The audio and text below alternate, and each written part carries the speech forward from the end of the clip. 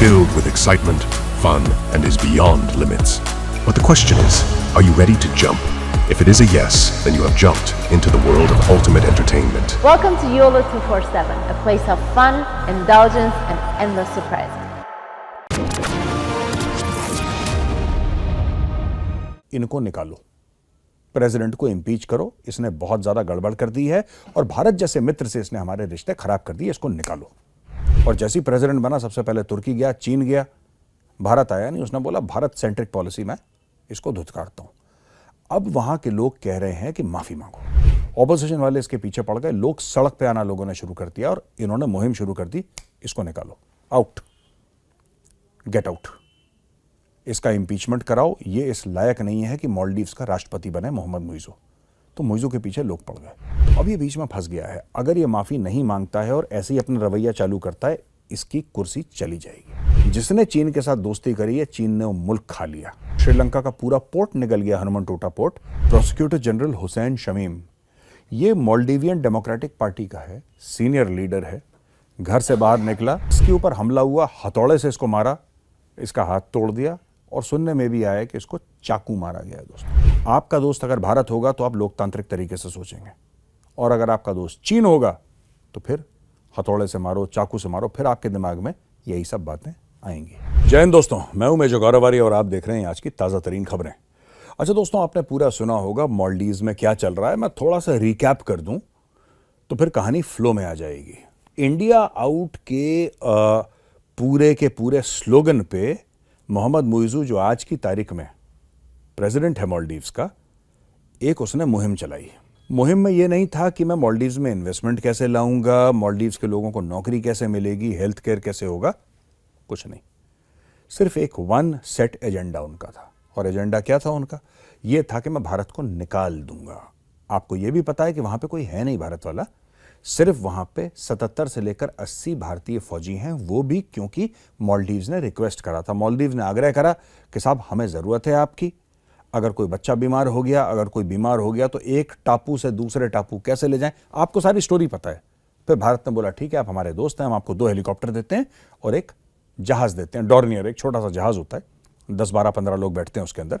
तो वो आपका मतलब काम आ जाएगा लोगों को लाने ले जाने में, या फिर अगर कोई स्मगलिंग चल रही है, ड्रग की स्मगलिंग हो रही है, उसको पकड़ने के लिए, ये सब बोल दिया।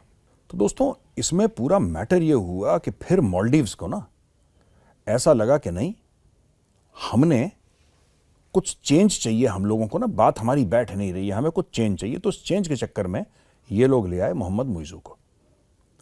लेकिन मैं आपको एक और बात बता दूं, बड़ी दिलचस्प सी बात है।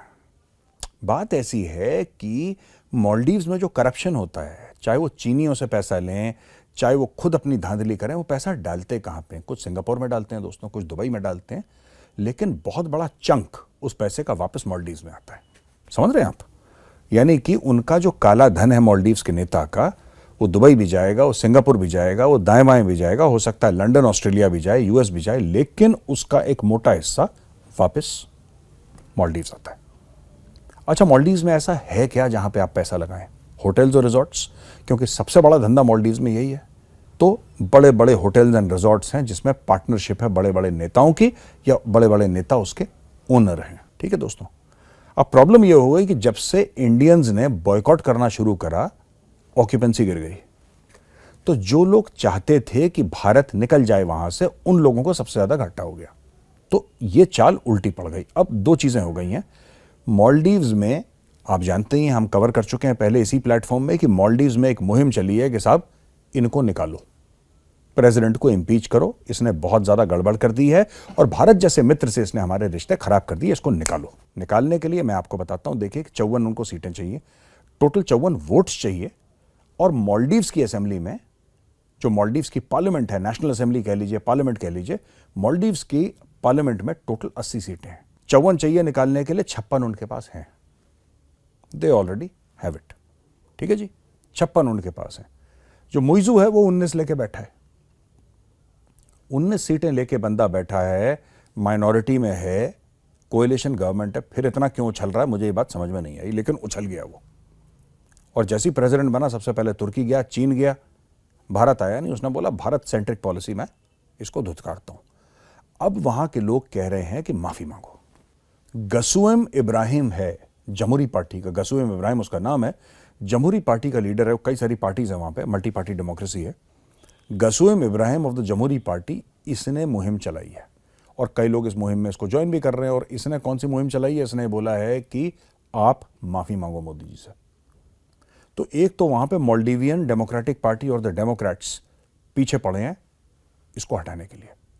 ऑपोजिशन वाले इसके पीछे पड़ गए, लोग सड़क पे आना लोगों ने शुरू कर दिया और इन्होंने मुहिम शुरू कर दी, इसको निकालो, आउट, गेट आउट, इसका इंपीचमेंट कराओ, ये इस लायक नहीं है कि मालदीव्स का राष्ट्रपति बने मोहम्मद मुइज़ू।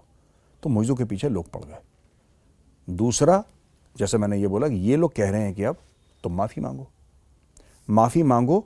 दो माफियां होंगी, एक भारत को मांगो, एक मोदी जी को मांगो।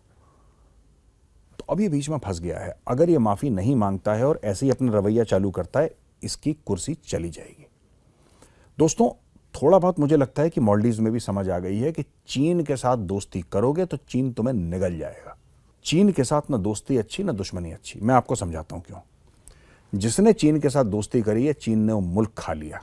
पाकिस्तान को देख लीजिए आप, नेपाल में जो डैमेज करा है वो देख लीजिए, श्रीलंका का पूरा पोर्ट निगल गया, हनुमनटोटा पोर्ट 99 सालों के लिए निगल गया पोर्ट। और ये स्टोरी मालदीव्स वालों को पता है, भली भांति परिचित है स्टोरी से, वो जानते हैं। तो मालदीव्स का एक प्रॉपर, जिसको कहते हैं एक पॉलिटिकल एलीट है, वो ये कहानी समझता है कि चाइना से आप ज्यादा क्लोज होंगे, चाइना आपको निगल लेगा। लेकिन भारत के जो भी हेल्प भारत ने करी है वो बिना शर्त के करी है। पानी भेजा, खाना भेजा, वैक्सीन भेजी, पैसा भेजा, दवाई भेजी, अपने फौजी तक भेज दिए और वापस रिटर्न में कुछ मांगा नहीं भारत ने। भारत ने कभी ये नहीं बोला कि चाइनीज को रोको, ये करो, भारत ने कभी नहीं बोला। इनफैक्ट ताज होटल भी चलता है मालदीव्स में, भारत ने अपनी तरफ से इन्वेस्टमेंट भी करी, हर चीज करी है। तो ये सोचने वाली बात है कि ये मामला जाएगा कहां। आपको पता है कि वहां पे पार्लियामेंट में कितनी जूतालात हुई है। मैं एडिटर साहब से रिक्वेस्ट करूंगा एक बार वो पार्लियामेंट की जूतालात का वीडियो एक बार दिखा दें।